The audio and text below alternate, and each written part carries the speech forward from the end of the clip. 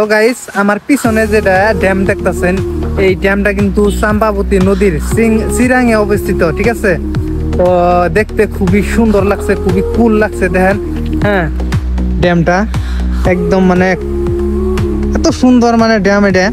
তো গাইস আমি আর একটা কথা কই, হ্যাঁ, এই যে এই সাইডটা যে দেখতেছেন পুরো সাইডটা আর কি, এটা কিন্তু একটা পিকনিক প্লেস, ঠিক আছে।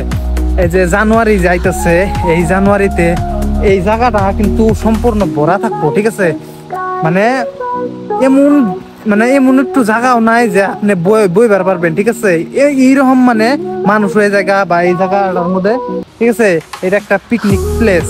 তো যারা পিকনিক করবার প্ল্যান করতেছেন, তো এই জায়গায় আপনারা আরামসে পিকনিক করা পারবেন। খুবই সুন্দর একটা জায়গা, দেখেন একদম।